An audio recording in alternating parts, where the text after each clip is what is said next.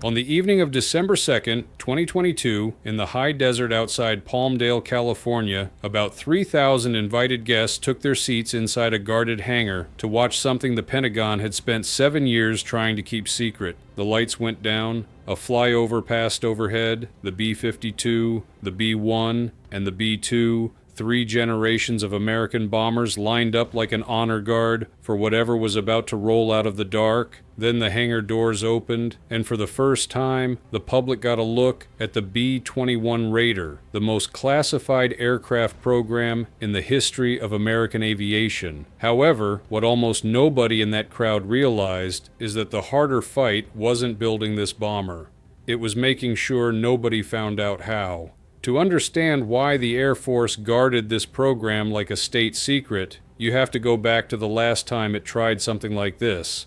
In the 1980s, the Air Force built a different stealth bomber, the B-2 Spirit, also out of Palmdale, also wrapped in secrecy, designed to slip past Soviet radar and deliver a nuclear strike if the Cold War ever turned hot. The plan was to build 132 of them, but the Soviet Union collapsed in 1991, and the bomber lost its enemy before it ever lost a layer of stealth coating.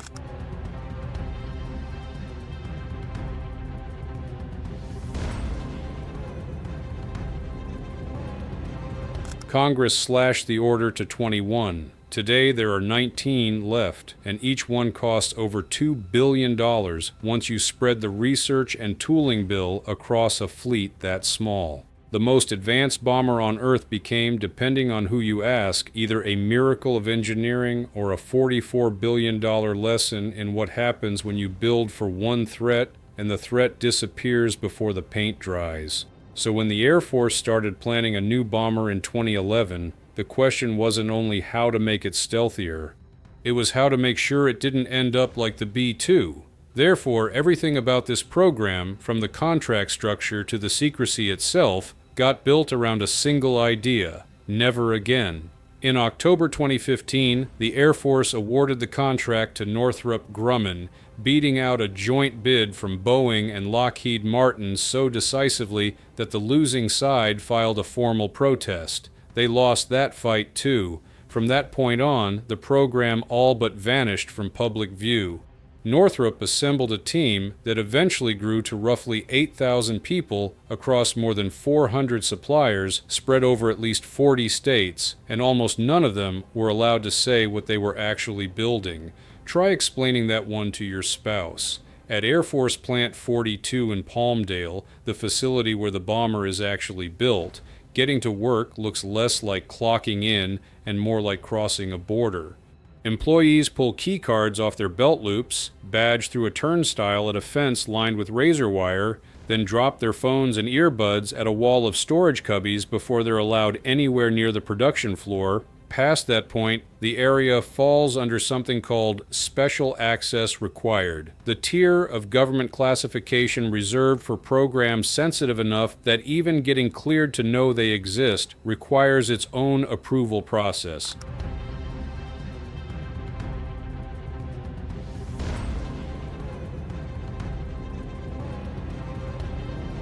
Hassan Charles, a technician who worked the assembly line, didn't sugarcoat it. Keeping that kind of secret while clocking in every day creates its own kind of pressure, he said. He wasn't exaggerating either. Engineers and machinists on the program weren't allowed to tell their own families they were working on the B-21 until June of 2022, 7 years into the project, and even then, they still couldn't say what they actually did all day.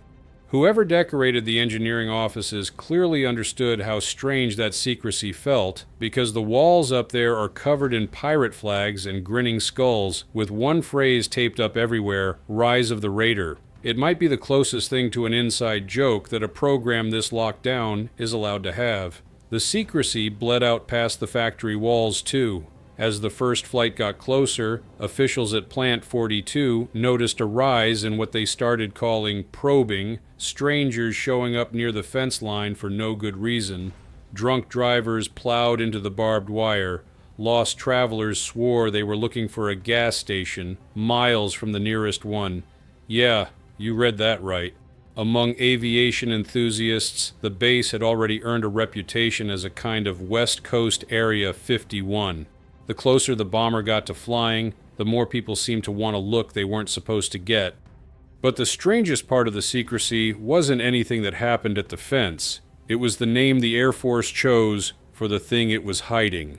In September 2016, officials announced the bomber would be called the Raider, a tribute to a mission flown 74 years earlier that depended on exactly the kind of secrecy the B-21 program was built around. In April 1942, 4 months after Pearl Harbor, a 38-year-old pilot named Jimmy Doolittle led 16 B-25 bombers off the deck of the USS Hornet on what was, by design, meant to be a one-way trip to bomb Tokyo. Only 5 people on Earth knew the full plan before launch.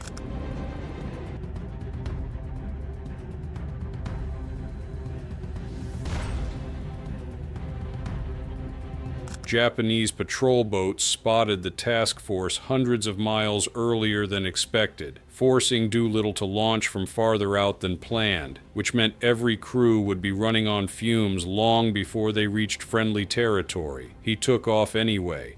So did the other 15. They hit their targets, turned for China, and one by one ran out of sky. Most crews bailed out or crash-landed along the Chinese coast. One bomber, unable to make it, diverted north and landed in the Soviet Union instead, where the crew was interned for over a year. 8 men were captured by the Japanese. 3 of them were executed. The raid barely scratched Tokyo. It hit a handful of factories and power plants, damage that was repaired within weeks. But it proved something the Japanese High Command never expected to have to prove, that the home islands weren't untouchable. It rattled Tokyo enough to help push Japan toward the decision that led to Midway, the battle that turned the war in the Pacific.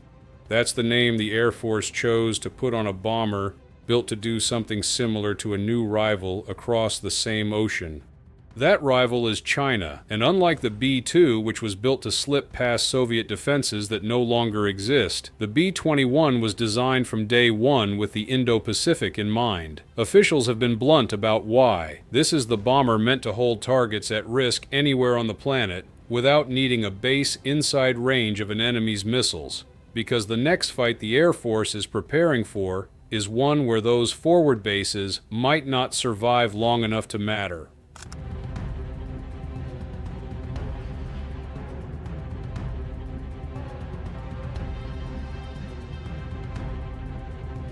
What makes the B-21 different from anything that's flown before goes beyond stealth.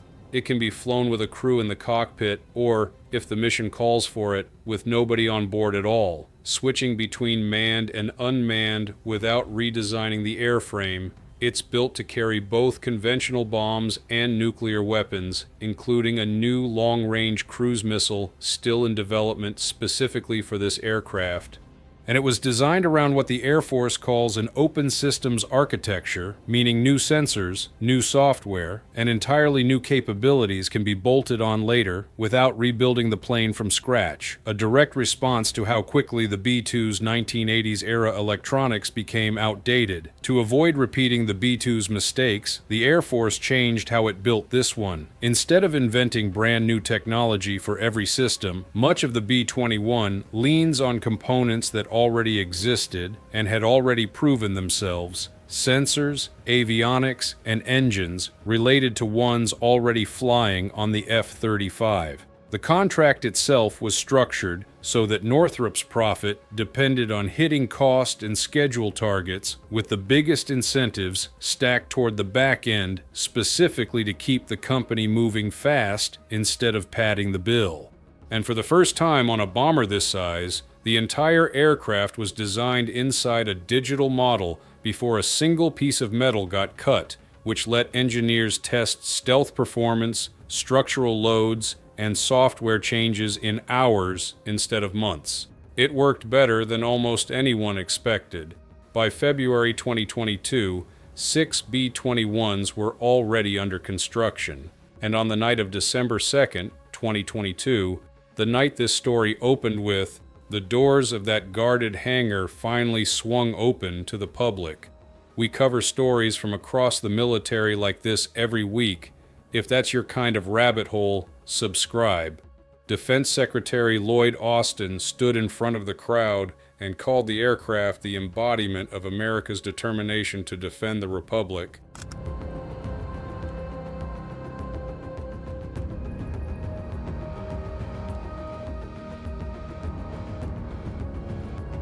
He wasn't shy about the stakes either, telling the room that 50 years of advances had gone into the bomber's low observable design and that current air defense technology, even the best of it, would have a hard time spotting the aircraft at all. What the cameras actually showed was limited on purpose. The aircraft stayed backlit in blue light for most of the ceremony, much of the airframe kept in shadow. To this day, the exact wingspan of the B-21 has never been officially released. 11 months later, on November 10, 2023, the B-21 took off for real, flying from Plant 42 to Edwards Air Force Base to begin formal flight testing. From there, the pace only picked up. A second test aircraft joined it in September 2025.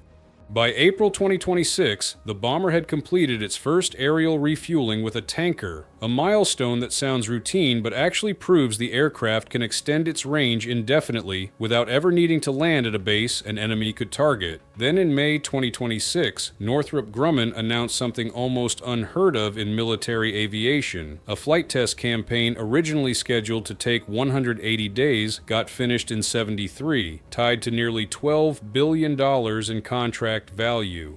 A few weeks after that, in June, an operational test pilot climbed into the cockpit alongside a developmental test pilot for the first time in the program's history, years earlier than that step usually happens on a new aircraft. All of that has Air Force planners thinking bigger than the original number. The official target has been at least 100 B-21s since the start, but by early 2026, U.S.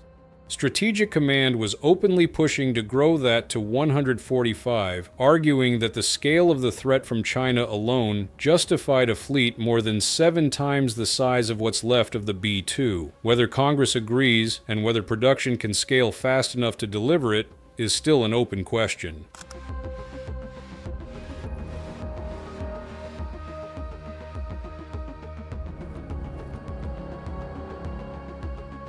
The Air Force has already committed $4.5 billion to expanding manufacturing capacity by 25%, and there's serious talk of opening a second production line beyond Palmdale. Construction crews are already pouring concrete at all 3 of the bomber's planned home bases, Ellsworth, Dyess in Texas, and Whiteman in Missouri, building hangars and training facilities years before a single operational aircraft lands on the runway. Here's the part worth sitting with for a second. Most of what actually makes the B-21 the aircraft it is, the real shape of its radar signature, the true cost per plane, how many can fly a mission on any given day, may never become public in our lifetimes. Defense officials have said as much, openly. Is that level of secrecy the only way to keep a program like this safe from a determined rival? Or is it mostly a convenient way to keep an enormous bill out of public view?